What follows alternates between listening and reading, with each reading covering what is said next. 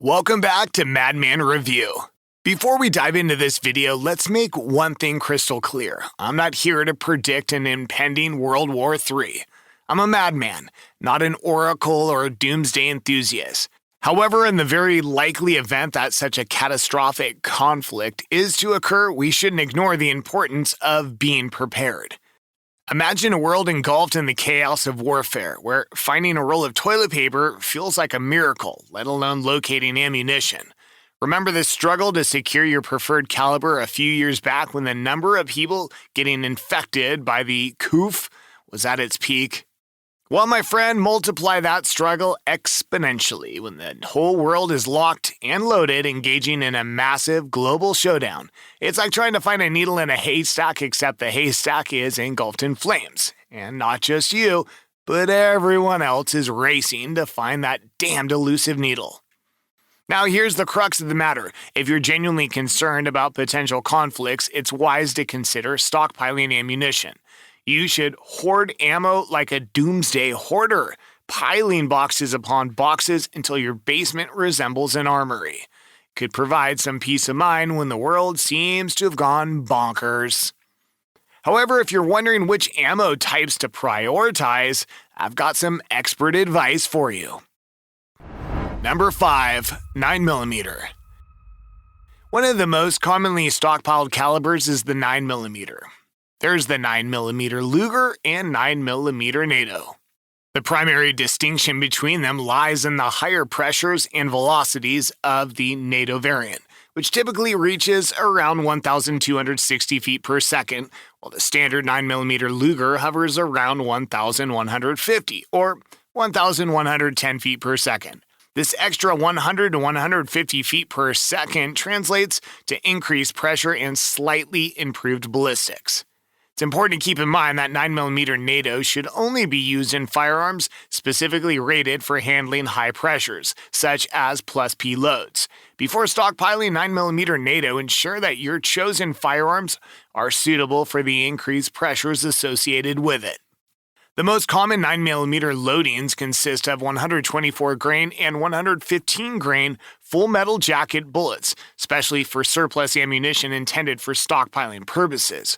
Comparing these two variations, we find that the 115 grain bullets produce 338 foot-pounds of energy at the muzzle, exiting at 1,100 feet per second. Meanwhile, the 124 grain bullets offer 339 foot-pounds of energy at the muzzle, leaving at 1,110 feet per second. The energy and velocity differences are minimal, with only a 1 foot-pound disparity between the two loads.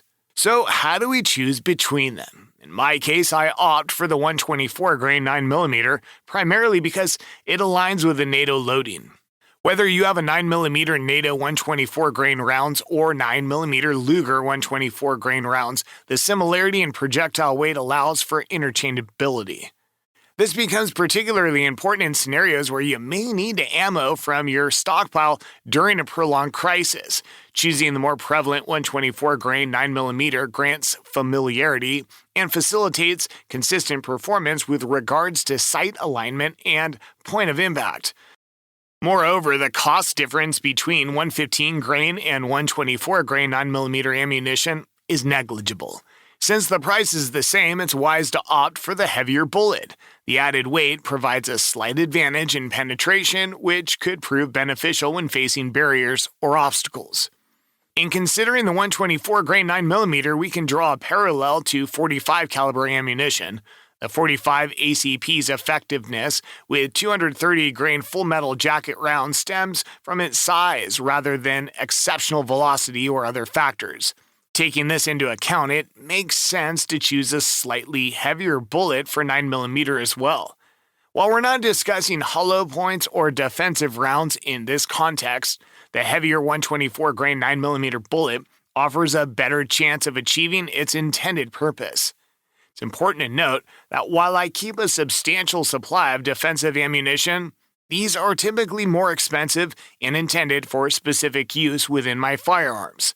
For stockpiling purposes, when quantity is vital, it's practical to have an ample supply of full metal jacket rounds on hand.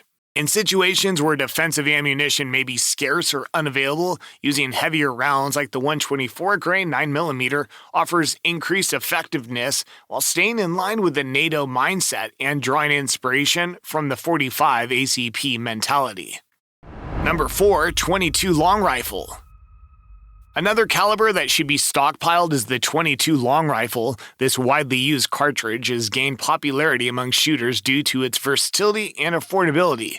However, when investing your hard-earned dollars in ammunition that may be relied upon in the future, it's essential to prioritize quality and reliability. In the realm of 22 long rifle, one brand consistently delivers excellent performance: CCI. While it may be tempting to opt for inexpensive options like the Remington Thunderbolt ammo, which offers a large quantity for a low price, it has potential drawbacks. Thunderbolt ammo, although economical, can be prone to issues such as jams, misfires, and reliability problems. Given the potential consequences of misfires during life and death scenarios, it's wise to invest in a more dependable option. CCI offers a higher level of quality and reliability compared to cheaper alternatives. While it may be just 20 to 30% more expensive than Thunderbolt, the added cost is well worth it. CCI has earned a reputation for manufacturing reliable and consistent 22 long rifle cartridges. Whether you choose CCI's clean line, known for its smooth shooting and easy cleanup, or their mini mags, which are considered high-end 22 long rifle ammo, you can trust CCI to provide a superior product. In particular, CCI mini mags are highly recommended for semi-automatic pistols chambered in 22 long rifle. Other lighter pressure ammunition options may not cycle reliably in such firearms, but mini-mags ensure proper function and reduce cycling issues. So when it comes to stockpiling 22 long rifle ammo, CCI should be your go-to brand. Their ammunition offers quality assurance and a higher rate of reliability compared to cheaper alternatives like Thunderbolt. By choosing CCI, you can have peace of mind knowing that your investment will result in ammunition that consistently performs and delivers the desired results. While the allure of picking up 500 rounds of Thunderbolt ammo at a good price may be tempting, the added reliability and quality of CCI ammunition are well worth the slightly higher cost. By spending a few extra dollars, you can acquire CCI 22 long rifle ammo that will reliably go boom and provide better performance overall. Number 3, 7.62 by 39mm or 5.45 by 39mm. When it comes to ammunition choices for Kalashnikov rifles chambered in either 7.62 by 39 or 5.45 by 39, there are some key considerations to keep in mind. For both calibers, the most common and economical option is steel-cased Russian ammunition. While steel-case ammo is generally not recommended for most firearms, it's perfectly suitable for Kalashnikov rifles and is widely used by owners. Among the popular choices for steel-case ammunition, Golden Tiger stands out as one of the better options. It offers reliable performance and features a bullet design similar to the Yugo M67, which tumbles upon impact. Additionally, Tulamo is another affordable steel case option that many AK owners utilize for target practice and general shooting. While brass case ammunition is available for 7.62 by 39, it's generally more expensive and not as practical for most users. The old corrosive Yugo Milsurp ammo, which is brass cased, is mostly depleted, can now be found at collector's pricing. However, for self-defense purposes, it is advisable to keep some 8M3 fragmenting rounds on hand. These rounds are designed to expand and fragment upon impact, offering enhanced stopping power. For hunting, soft point ammunition is a popular choice among AK users. Soft points offer controlled expansion and improved terminal performance, making them suitable for taking down game effectively. So when it comes to ammunition for Kalashnikov rifles chambered in 7.62 by 39 or 5.45 by 39, steel case Russian ammo is the preferred choice due to its affordability and reliability.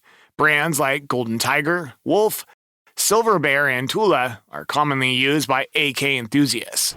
Number 2, 7.62 by 51 NATO 308 Winchester. The 7.62 by 51, also known as the 308, is another widely used cartridge that you should stockpile. While the two calibers share many similarities, there are important differences to consider when using them interchangeably. Shooting 7.62 by 51 in a 308 chambered firearm can be done safely. Most rifles, carbines, and pistols chambered in 308 can handle the thicker casings and longer headspace of 7.62 by 51 rounds. However, it's important to note that making a habit of shooting 7.62 by 51 in a 308 chamber is not recommended. On the other hand, shooting 308 rounds in a 7.62 by 51 chambered firearm is a bit more complicated.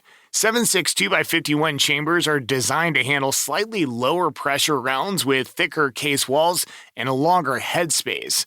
When a 308 round is used in a 7.62 by 51 chamber, the increased pressure and thinner case walls have the potential to cause the case to expand past its elastic limits, resulting in a ruptured case and potential damage to the firearm. It's important to consider the specifications of your firearm before either caliber. Most modern 7.62 by 51 firearms are typically capable of safely handling 308 rounds, but older guns chambered in 7.62 by 51 NATO probably can't handle 308.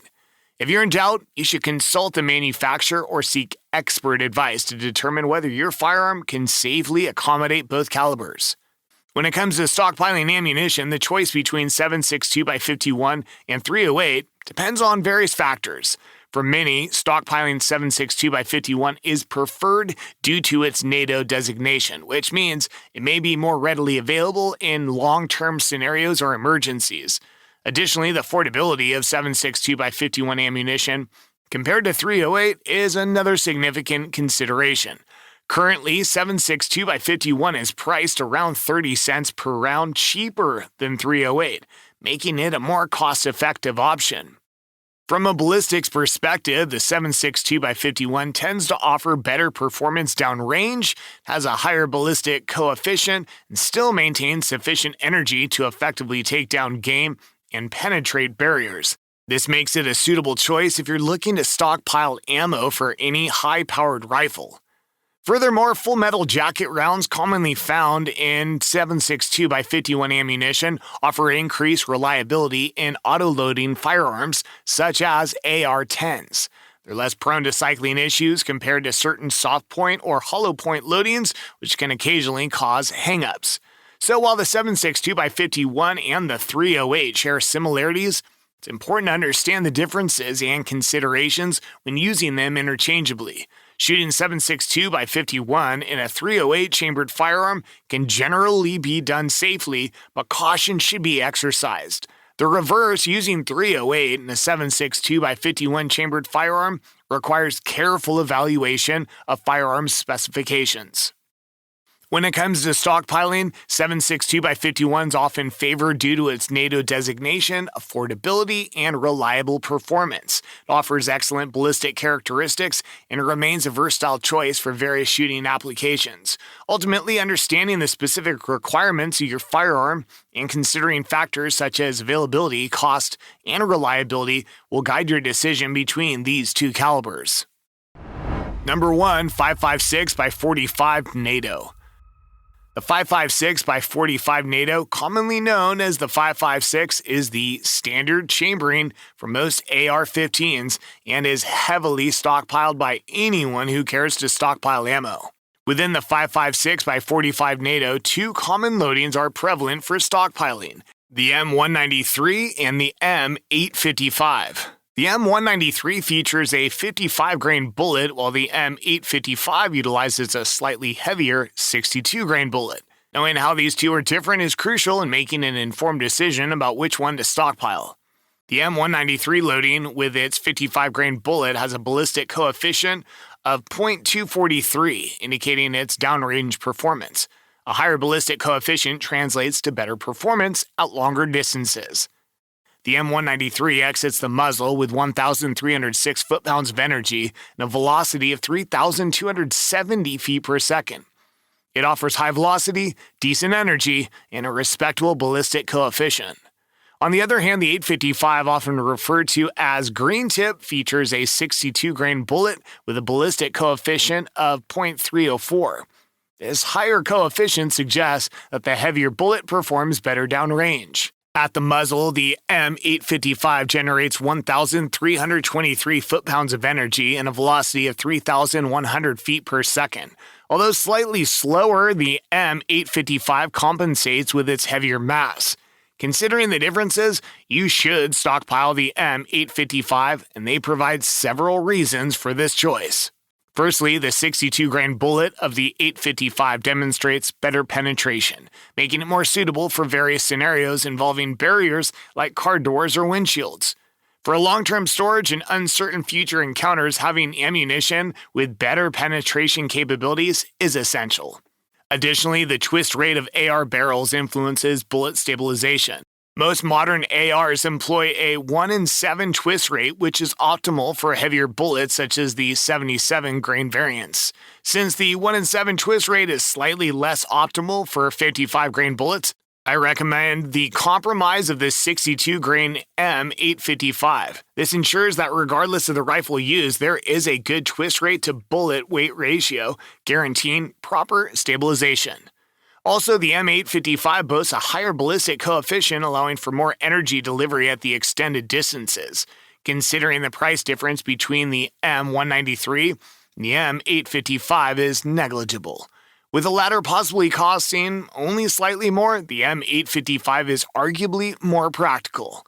While the M193 is still useful for range time and practice, the M855 provides a well-rounded option for stockpiling due to its performance characteristics, availability, and affordability.